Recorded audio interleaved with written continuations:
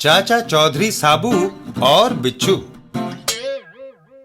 एक दिन एक जगह पर ढपोर, शीशी में इतना बड़ा बिच्छू। हाँ, ये जंगल से साबू के लिए पकड़ा है, लेकिन ये साबू को काटेगा कैसे?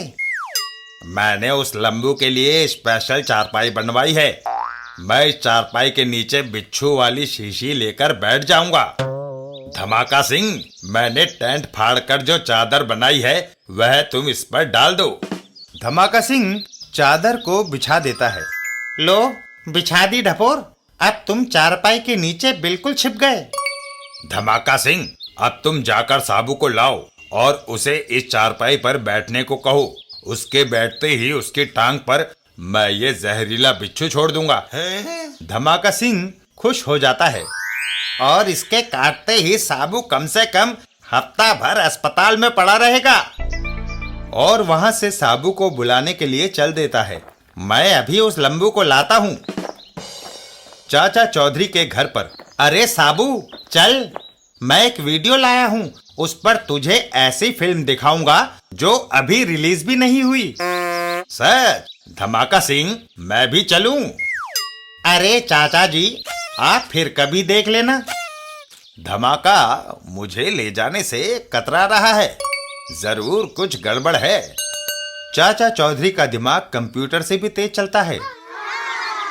साबू जाओ, लेकिन जिस चीज पर धमाका सिंह बैठने को कहे उस पर उछल कर बैठना।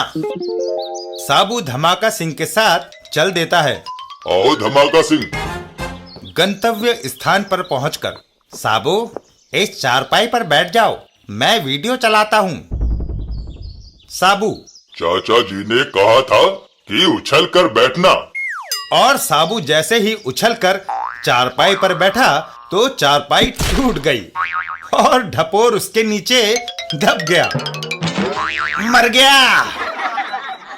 हाय मेरी कमर। है?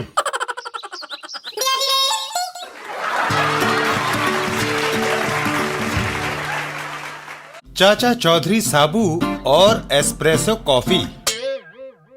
एक दिन एक होटल के छत पर। चाचा जी, इस झाग वाली कॉफी को क्या कहते हैं? एस्प्रेसो कॉफी साबू। वाह, ये होटल की खुली छत और एस्प्रेसो कॉफी, मजा आ गया। थोड़ी दूरी पर। अरे झपट, देखो उस महिला ने काफी कीमती हार पहना है। हाँ, वो 10-12 हजार से कम का ना होगा। वो बदमाश उस महिला की तरफ चल देता है।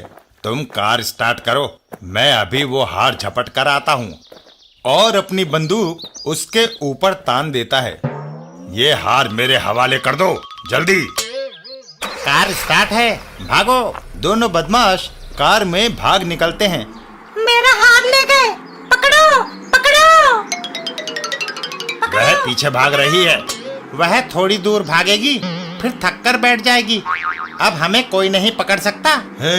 पकड़ो पकड़ो, चोर चोर। साबू और चाचा चौधरी। साबू, इस कार को पकड़ो, ये उस महिला को लूट कर भाग रही है। पकड़ो पकड़ो। अब हमें कोई नहीं पकड़ सकता। हा हा हा हा। साबू होटल की छत से कार के ऊपर कूद जाता है। जय बजरंग बली। और कार का चूरा बन जाता है। कार का पापड़ बन गया। धन्यवाद साबू।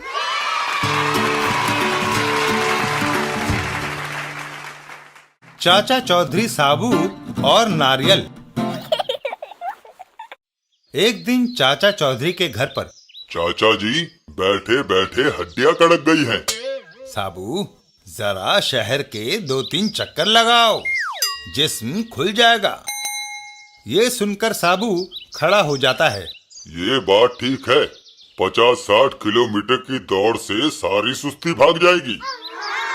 और साबू दौड़ लगा देता है। लेकिन इधर रसोई में भगवान की मुसीबत आ गई।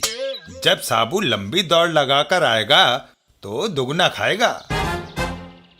वहां से थोड़ी दूरी पर अप्पू और गप्पू। गप्पू, हथौड़ी जोर से मार, नारियल टूटेगा तो दोनों खाएंगे। गप्पू का एक जोरदार वार। ई, मेरे हाथ पर हथौड़ी लगी। गप्पू, तुम्हें नारियल तोड़ना नहीं आता। तुम नारियल को पकड़ो, मैं हथौड़ी मारता हूँ। देखना एक ही झटके में नारियल के 2 टुकड़े होते हैं या नहीं।